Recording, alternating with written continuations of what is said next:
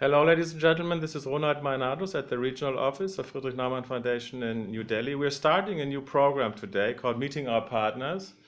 And Nitai Mehta is an old friend of the foundation, a founding trustee of Praja, one of the foremost civic organizations. And we've worked with the Praja for many, many years, and our focus at the moment is urban governance, improving the quality of urban governance. We have together applied for funding at the European Union successfully and are working in a project, a huge project. Why is urban governance so important in India today? I think urban governance is very important because we have to realize that India is slowly changing. Uh, a large section of India is becoming urban. You have certain states in India that is already 50% urbanized, and in the next 10 years, you're looking at over 250 million people moving from rural India to urban India. So, if you really look at the conditions of the urban centers in India, there's a lot to be desired in quality of various projects, whether it is in the area of housing, whether it's in the area of job creation, whether it's in the area of basic civic amenities like water, roads, health programs, education. So it's very crucial for India at the moment to create urban centers uh, uh, which will provide good quality of life for people coming and living there. So, are you suggesting that the present governance system, the local authorities, are not up to the job? Well, I think the infrastructure of urban governance that is there currently is not able to cope up with the requirements of the people.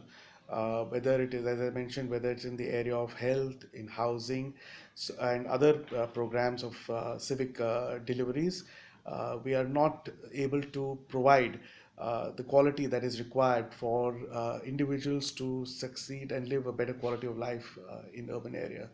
And what is the role of a civil society organization? Basically, Praja is a civic organization in remedying this.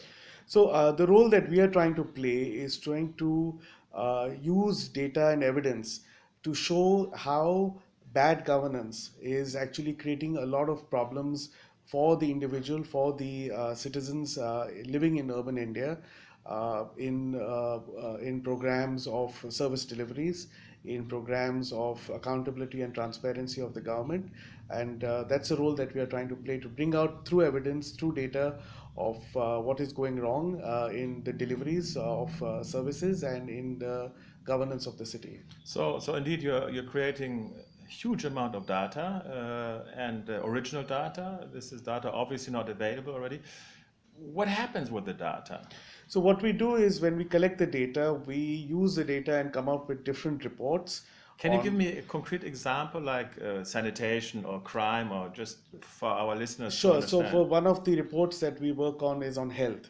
And what we do is we collect data on the number of ailments and people who have been treated at the various hospitals and dispensaries in the city of Mumbai as well as in the city of Delhi.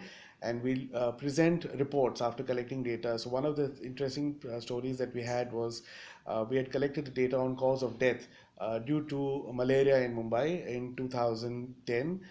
We had the data showing that 1,800 people had died of malaria in Mumbai city, whereas the government had actually only released the data of saying that only 169 people had died.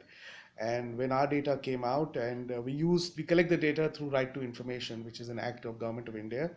And when we presented the data to the citizens and to the city at large through the media, the mayor of Mumbai called us and she said, "Why is it that your data is showing 1,800 people have died, and whereas my department is saying 169?"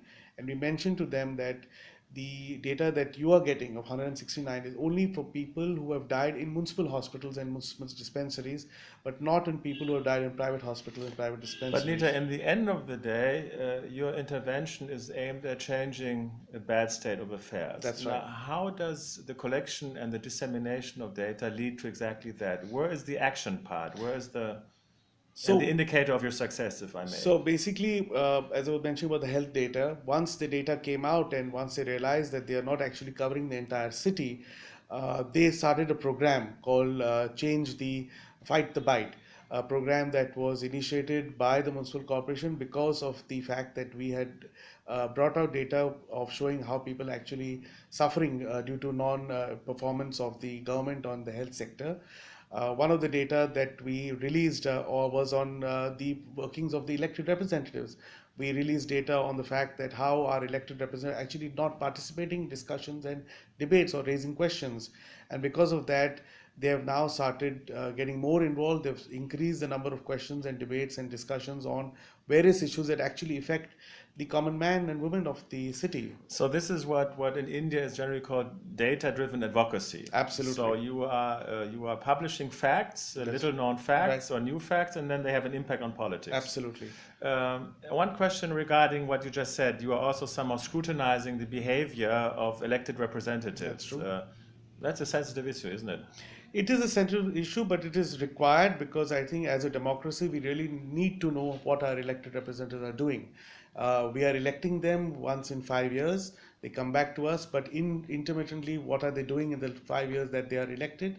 It's very crucial for people to know. But isn't this actually a job the newspapers should do, critical journalists, investigative journalists? Yes, they are doing that, but I think you need to have a more structured approach also, which is required. And that's why we have developed a very interesting and in-depth matrix to create a sort of a report on their performance. Is it only structured or also independent?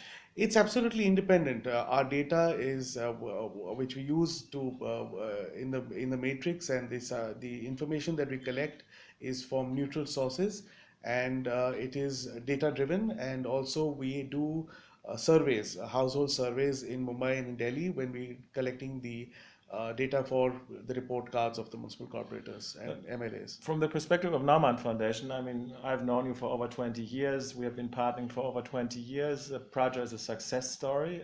We are very proud of partnering with you. Now you have also expanded to Delhi. How do you see Praja in the next couple of years? What is your perspective? I think in the next few years, we are, especially in Delhi, we are building a sort of a program which is looking at trying to bring about change, as I said, through data and information, building partnerships with civil society and elected representatives. So basically, you're just replicating what you did in Mumbai. Absolutely. And we hope to achieve the same successes that we've had in Mumbai in Delhi. We are slowly seeing the change that is happening, similar changes that happened in Mumbai. At the initial stages, the changes are happening in Delhi also. And I think it's going to be quite successful. And I think Delhi is more sensitive to this information that we're putting out there, because I think it's more politically driven. Thank you very much. Let's shake hands at the end of this interview. Thank you. It's lovely meeting you and lovely to be here. Thank you. And thank you for your support.